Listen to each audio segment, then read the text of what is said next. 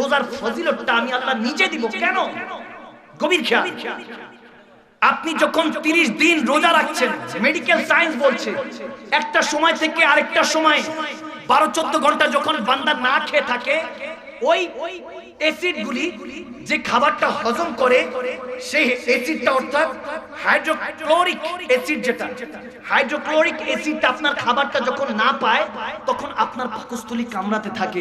এরপরে medical science বলছে যে ওরকম সময় যখন না খেয়ে থাকে বান্দা 14 ঘন্টার মতো 12 ঘন্টার মতো সেহরি থেকে ইফতারের আগ পর্যন্ত, ওই সময় যখন না খেয়ে থাকে তখন ওই অ্যাসিডগুলি খাবার না পাওয়ার কারণে আপনার কোলেস্টেরল, আপনার রোগ বালাই যা আছে সব কামড়ে কামড়ে পাকস্থলী থেকে খেতে থাকে।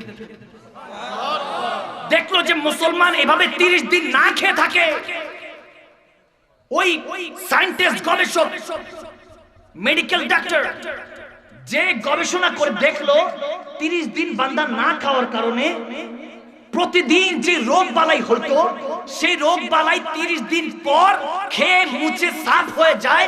এরপর 11 মাস পর ওই রোজার ফজিলত হলো এটা, আপনি রোজা রাখার কারণে আপনি সুস্থ হয়ে যাচ্ছেন। এই জন্য আল্লাহ বলেছেন এবার 2 রাকাত নামাজ পড়ো ঈদুল ফিতরের, তুমি সুস্থ হয়ে গেছো, এটাই তোমার খুশি।